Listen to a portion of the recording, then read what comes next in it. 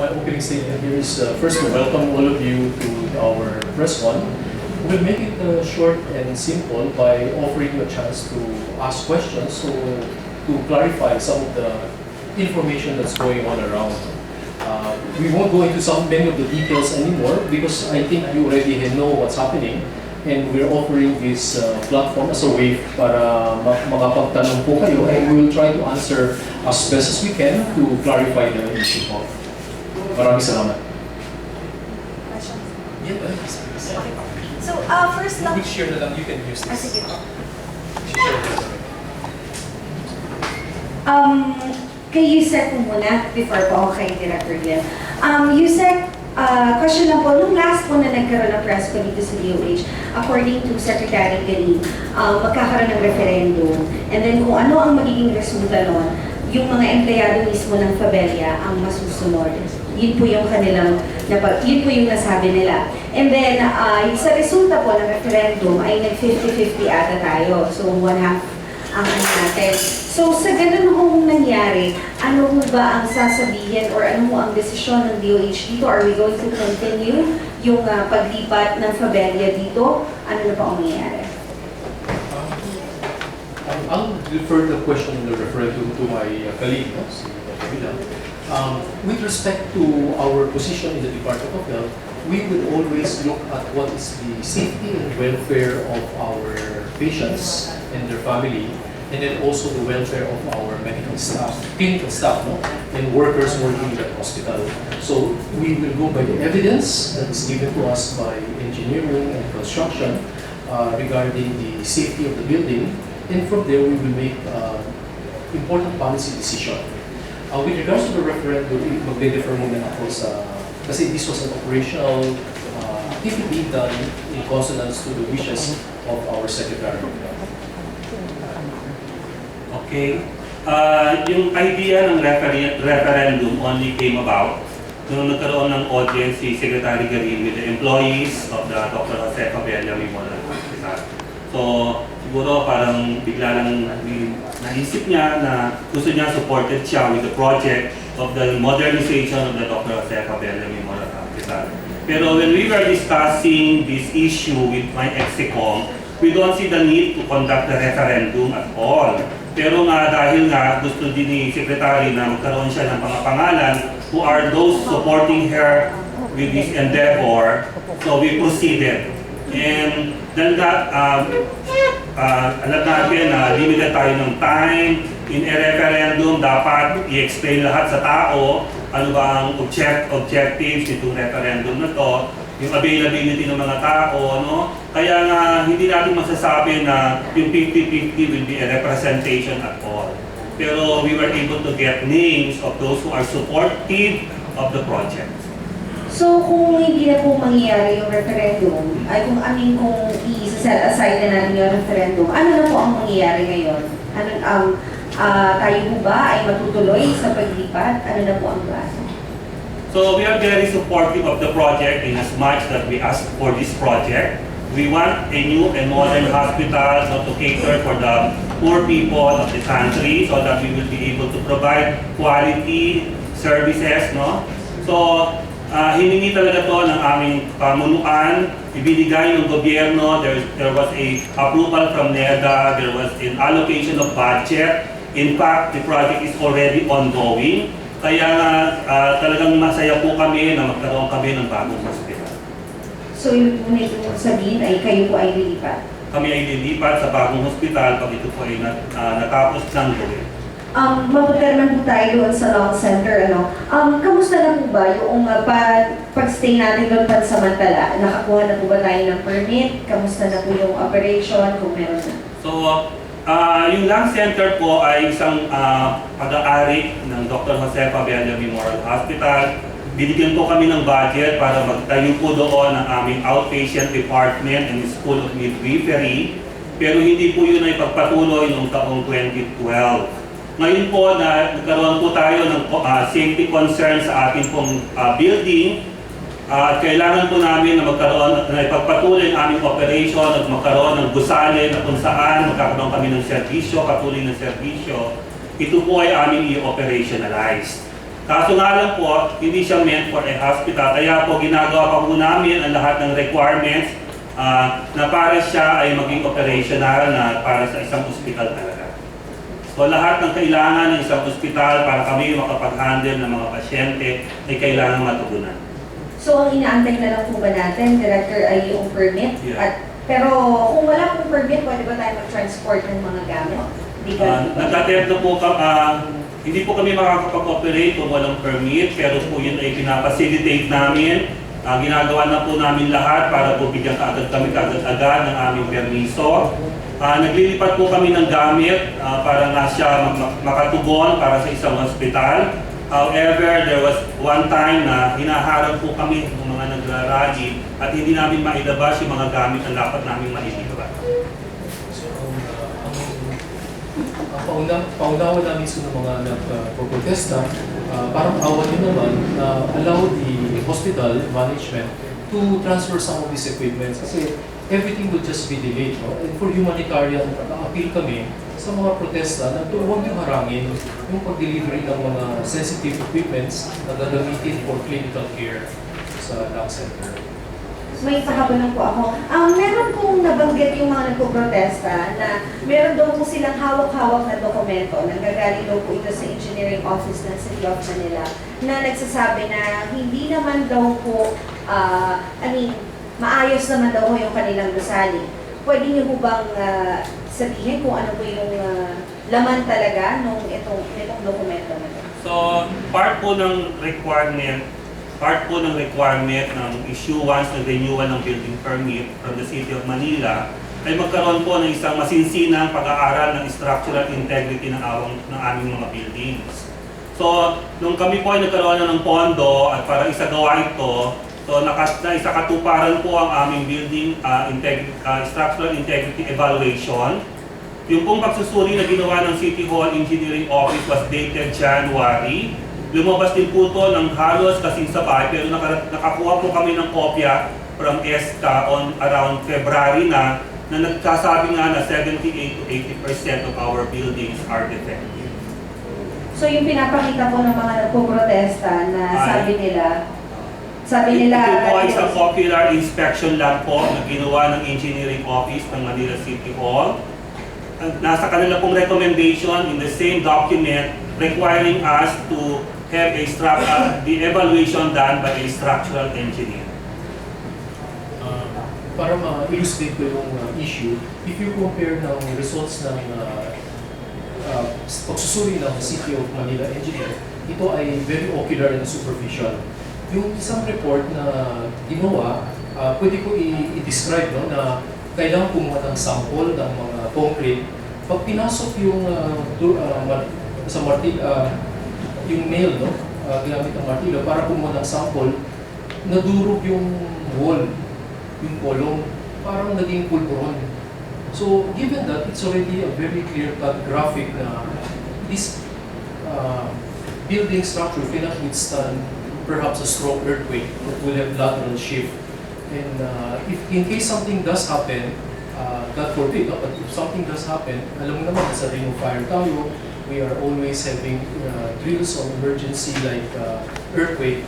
Kung may mangyaring ganun, sinong accountable, sino mananagot dun sa ating mga pasyente at sa mga health worker na nagtatrabaho sa loob?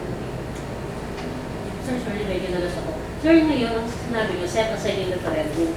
Bakit po na-umigot? Kasi yung first day, sabi, nananalo daw yung yes vote. And then eventually, kiniklaim namin mga bago daw na parang last minute na mga pinabago ang DOH. So, ano siya, stop. Ano po nangyari ba nawala?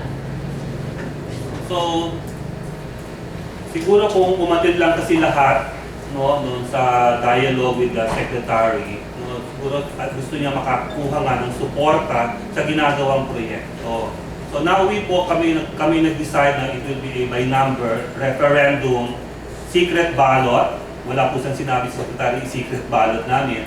Pero those who are protesting took the referendum too seriously na ayaw nilang ma-identify kung sino yung mga against.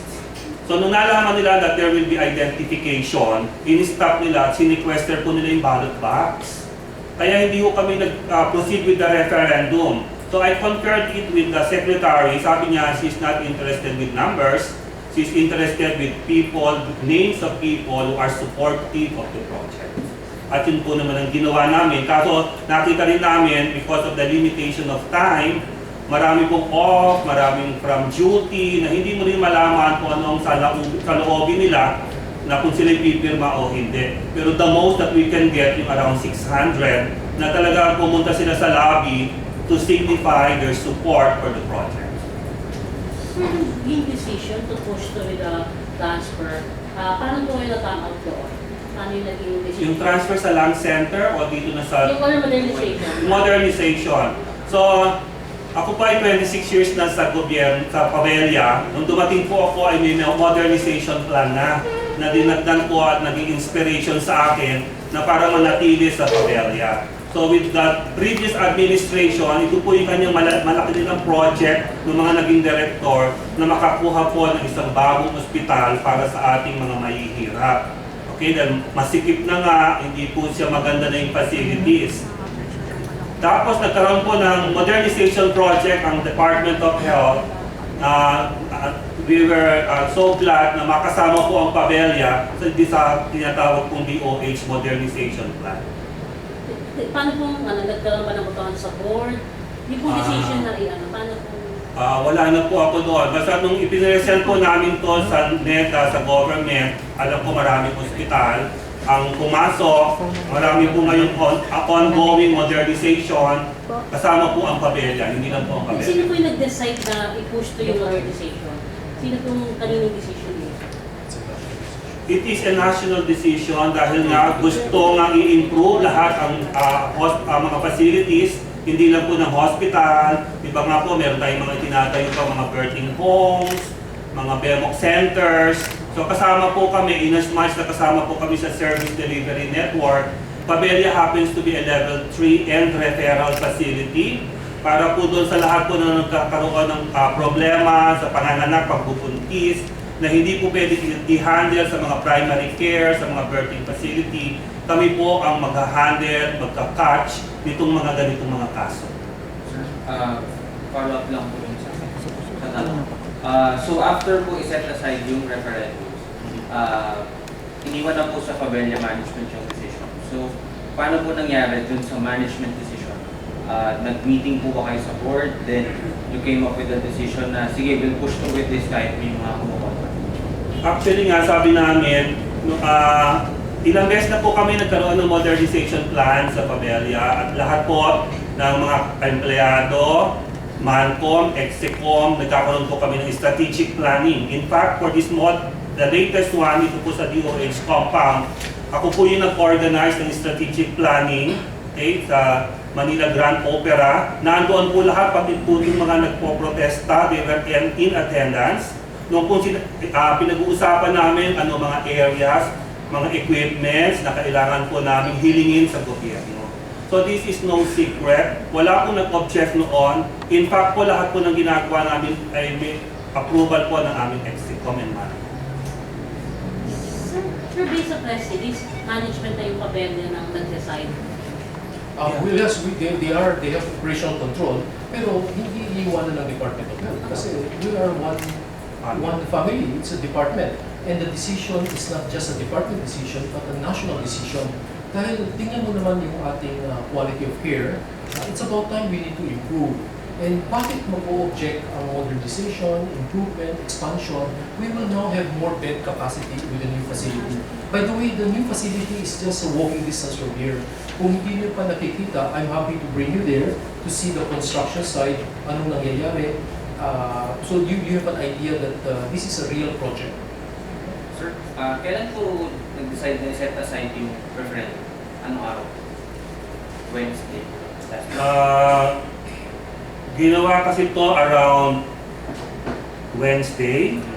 So nung araw na din yon ay isinet aside namin dahil nga nagkakaroon ng objections sa process.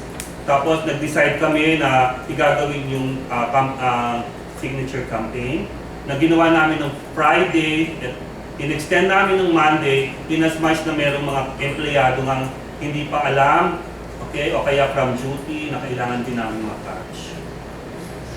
Tapos po sir, between nung nag-signature campaign kayo and until now, ano na po yung nangyari? So isinabit na namin po sa DOH yung result, yung mga folders containing the names of employees who are supported and their signatures. Naisabit na po namin sa Office of the Secretary. At yung, I believe, kailan po tayo, sir, nagkaroon ng meeting sa board na, okay, kasi po nung Wednesday, nakausap natin si Dr. Pacapac, and then ang sabi niya nga, doon lang may-release yung resulta na nag-50-50 deadlock tayo. So, tama mo ba, kahapon, since it's Friday today, kahapon mo natin ang pag-desisyonan na isa-set aside ng referendum since ganun ang nangyari? Or kailan po tayo nag-decide na board na... Po yung binabanggit ng referendum yung nangyari nung Wednesday. So sinet aside na namin siya nung Wednesday dahil nga may protest. So I conferred it with the secretary na nung sinabi ko yung nangyari, sinabi niya she will be more interested with a signature, no? Names of people who are supportive of the project. Okay po. So, ang tamang term po doon ay signature, parang signature of support. Ganun po. Sign of support. Anyway, question na lang din po, ano po ang gagawin natin dun sa mga nagpo-protesta? Dahil according to them, magpo-protesta pa rin sila hanggang katapusan. Nataantay nila na bago magiging yung ating bagong presidente makaupo. Patuloy pa rin po sila. Ano po yung sasabihin? Ang namin is clarify anong pinoprotesta nila. Para pwedeng masagot natin, punto per punto, kung ano yung pinoprotesta. Klaro ba sa inyo kung anong pinoprotesta? May I inquire based on what you know in the public, ano yung pinoprotesta nila? Anong sinasabi nila, Sheila? Sinasabi nila, sir, yung retrofitting daw pwede. Yung sinasabi nila na pinupush nila kasi retrofitting. Okay. And then yung fear nila sa security of tenure, basically yung dalawa. Sagutin natin ha, unang-una, retrofitting. Pwedeng gawing retrofitting, but it will turn out to be more expensive and there's no guarantee. It's going to be not cost-effective. We're wasting taxpayers' money na magre-retrofitting and it will disrupt services. Kapag sinabi na gusto natin maganda yung service tuloy-tuloy, ang retrofitting, madi-disrupt yung service. Hindi logical po. Security of tenure, there have never been any question na matatanggal ang trabaho. In fact, with the current 700 bed capacity, kulang nga ang taon ng Fabella eh. They are, what you have, less than 1,200. Ang complement na kailangan nila to deliver good service is 1,900 eh. So in fact, kailangan pa namin to hire more people rather than to lay off people. So hindi namin maintindihan saan galing yung problem ng security of tenure because nobody is going to be laid off. Saan po narinig ko? Ang sabi po ng mga nakausap Sino din nagsabi? yung mga nagrarally po. Okay. According to Health them, worker or non-health worker? yung mismong Save Fadella Hospital. Health worker or non-health worker? Okay, because there are two protesters over there. So you have to be clear. Sino kausap po ninyo? Health worker or non-health worker? Health worker din po yung nakausap namin. Okay, spokesperson. so ang siya nagsabi Opo, na... according to him, ang nagsabi raw kasi sa kanila, By who? lahat ng management daw po. Ang tinuturo nila ay management. Ang nasabi raw po kasi sa kanila, dahil nga po pansamantala na ililipat tayo sa lung center at masyadong maliit yung ano doon, yung hospital na gagawin natin doon, konti lang yung tao na mapupunta doon. So saan na raw po mapupunta itong mga empleyado na nandiyan na ngayon, saan daw po sila ilalagay? So yun po yung pinupunto nila na yung security of tenure nila. So if ever, no, sinabi nga ni Doktor na mas marami pa yung kailangan namin empleyado para sa buong isang hospital. So if ever they will be rotated to other institution, that will be a temporary setup. Pero babalik rin. Siyempre, pag bumukas yung hospital, sa Pabella sila na-appoint, Pabella nagsusweldo sa kanila, at tatawagin ulit sila para na tumulong at doon ipagpatuloy ang kanilang trabaho sa Pabella. that is being considered, yung tinatawag nating rotation. Ang qualification po doon nakalagay, those who are willing to be assigned to other institution, okay, for either to support that hospital or taking care of our patients who are being referred to that hospital. Pangalawa, para nga ma-expose sila sa other facilities, okay, para nga sa kanilang professional development. Actually, hindi lang lab center ang area na pwedeng ma-assign. We call it rotation. In fact, other centers also. In fact, if you look at it from another perspective, Fabella is the expert professional hospital on maternal and child care. If you consider the wealth of their knowledge, experience na pwede nang i-share sa iba pang health centers, health facilities, including hospitals, can you imagine the advantage? And hindi po naisip po yun ng mga nagpo-protesta. Just for clarification lang po ba, when you said na nag-decide po na stop yung referendum, did you have to sit down again to decide among the execom po, to decide na mag-campaign signature campaign na lang po? Actually, hindi lang sa Execom, we invited the union officers. In as much na after, referring the problem with the referendum to the secretary, at we will be asking for signature. So, supporting and those who are opposing, supposed to be ang hinihingi. Nung sinabi nila that they will not be signing, that they are openly opposing, nawala po yung second question. So, isang question na lang nilagay namin doon sa aming questionnaire na are you in favor, sumasang-ayon ka ba o sinusuportahan mo ba yung ipinagagawang bagong ospital sa DOH compound? Nawala na yung second question dahil based on the opinion we gathered, we got from the officers of the employees union, they will not be signing. So useless. So 600 posts nag-sign No. na therefore the modernization. So, Pwede ba sila push yun ng 50-50 kasi there are 1,000. Ang danger lang kasi ng interpreting it that way, 50 nag-o-oppose, samantalang may mga nag-abstain, ayaw nila makigulo, ayaw nila makialam, pwedeng marami rin na hindi sila nagkaroon ng time dahil off sila, naka-leave sila, di ba? Maraming gano'n eh. Para bang sa election, you only anticipate this March na kasali sa election. but we don't have numbers of who are opposed to the plan. Wala tayong number. Yung nakikita lang natin sa rally ng mga around 10 na talagang lagi lang naman sila, although there may be some who are silently, although supporting them, pero they don't want to come into the open. And nung nalaman nila na yung referendum namin na ginawa, will identify them, pina-stop nila yung referendum. Dahil nagkamali po yung aming election officers, kung ikaw ay employee number 100, binigyan siya ng ballot number 100. So na-identify ngayon siya. Dapat hindi ganoon yung naging... Walang nagsabi doon sa election officer na yung corresponding number will be given. Napo na ngayon ang mga bumoboto sa referendum na they are being identified. I would like to direct our discussion to answer your questions hinggil dun sa mga misinformation, disinformation. I think that it becomes more substantive and productive. Ano ang story behind the protest so that we will use this time to correct some misconception. Ano po kasi ang sabi po ng mga referees po na nag-press po kasi sila ng Monday. Okay. Nakausap ko po yung isa sa akin ng workers. Ang sabi niya po, hindi lang po sila naniniwala na may sira po yung building. Ang iniisip po nilang dahilan, land issue daw po. Kasi hindi raw po may demolish yung buong area kapag hindi daw po naalis yung Fabella kasi parang yun na lang po yung konsensya ng gobyerno na may institution doon kaya hindi ma-demolish po yung area. Hindi raw po mag-dulo. Alright. Paano natin sasagutin yan? Ang mga bilang doktor, hindi kami eksperto sa structural integrity ng building. Ito ay pinapaubaya sa dalubhasa, arkitekto, engineer, construction expert, auditors.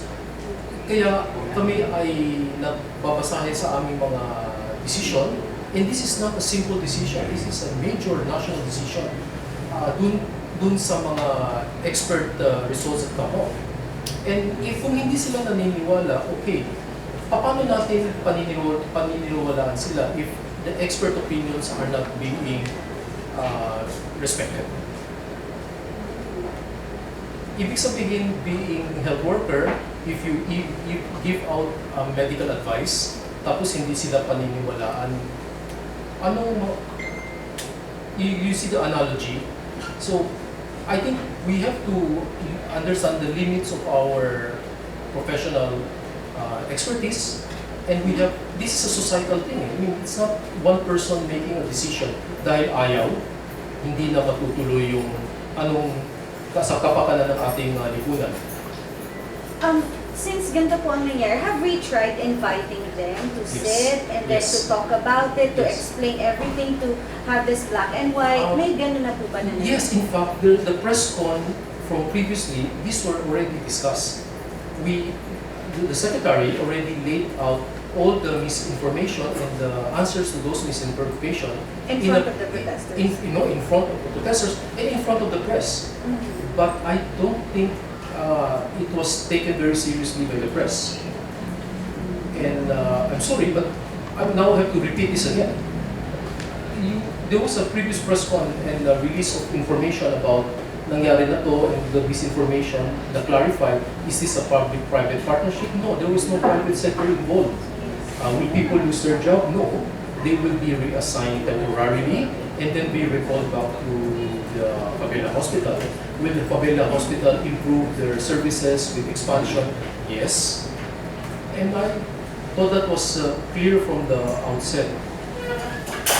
Actually, clear naman po sa amin. Ang pina-follow up lang din po namin, Yusek, is kung ano na po ang gagawin natin. Do we have a target? For example, since settled na, meron na, we decided na mag-deliver na, do we have deadlines na kailangan ganitong araw or ganitong we should move.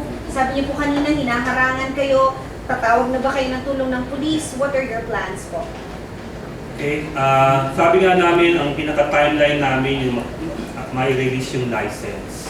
There will be no stopping. Kung okay na mag-operate kami sa Lung Center of the Philippines, yung building po ng Pabella, pinatayo ng Pabella sa Lung Center compound. Once it is ready, we will be moving.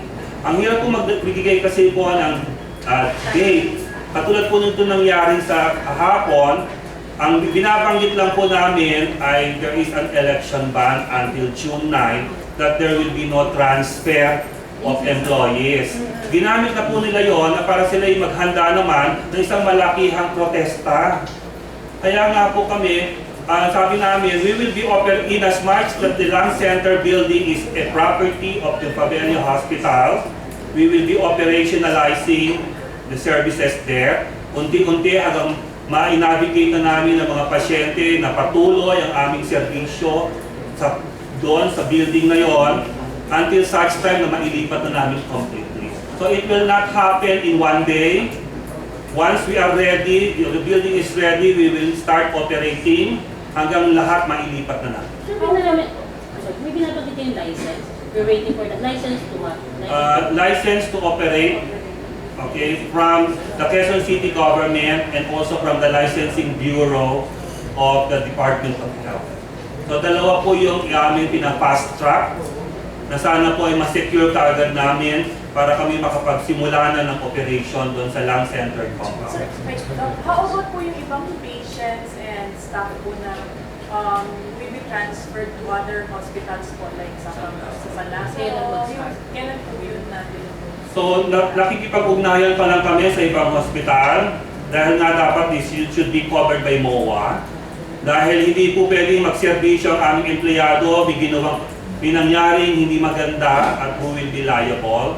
So dapat covered kami noon. Nakikipag-usap na po kami dito sa mga hospital who are willing to accept our employees. Pero pinaka-importante po doon yung sinabi ko kanina, those who are only willing, baka malayo sila, tiga Cavite sila, ay ganito ang pinaka-concern nila eh.